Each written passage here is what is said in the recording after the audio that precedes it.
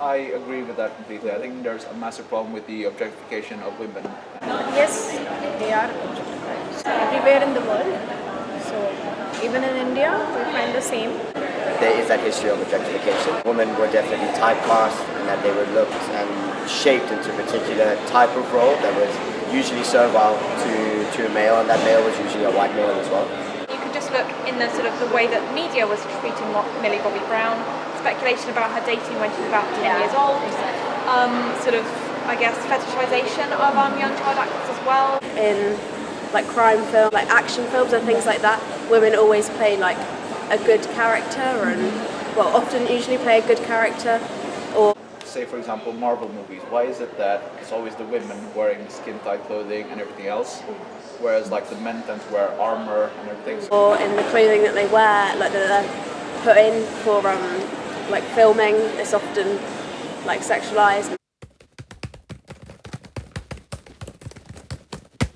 I do think women are objectified in social media. Facebook, for example, a new person's gone into Love Island, and it's usually the women that are kind of targeted for how they look, maybe kind of the ways they act. They're not acting like ladylike.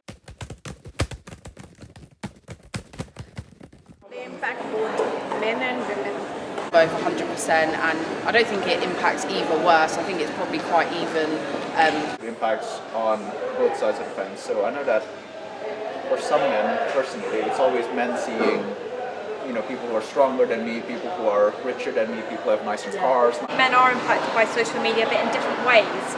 I will say that the portrayal of women on social media, or the way that women portray themselves on social media, is definitely more body focused. I think both are impacted, but I feel like women's way that they work, the way that their brain works, it means they do take things more to heart, and especially negative bias towards women, because the idea is that if you do, say if a woman does something wrong, there's the add-on effect, the fact that she's a woman, on top of the negative thing that she's done.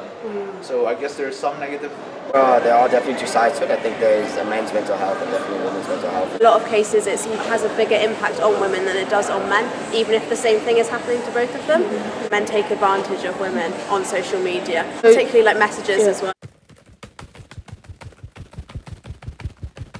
To do with kind of like who has social media accounts, like the troll accounts, because I think that's a lot of who this kind of stuff might come from. People that kind of hide behind the screen these things, and it does get reported, then they can find out, and there can be kind of like repercussions. More people like that who are kind of in positions of power and influence speaking out, particularly kind of also speaking out for their own gender, but also the opposite gender as well. So kind of like a collective effort, and recognizing it does affect a lot of people. Picking up the men, we should teach them directly or indirectly how to look at the women with an equal perspective. And that even the women need to be taught how to look at themselves with a kind of respect, so that will not consider themselves to be of a lower category. Being humans, we are on the same level. I think in terms of social media, it's to explore body positivity. I think that's a big part of it.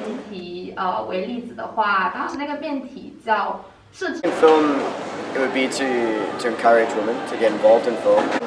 I think setting guidelines in place in terms of the appropriate treatment of women, both as fictional characters on screen and also young people actors, not sexualising minors, place to support young people in film and portray them positively and in a way that doesn't sexualise them or feed in. Guidelines and conversation and talking about this stuff is so important.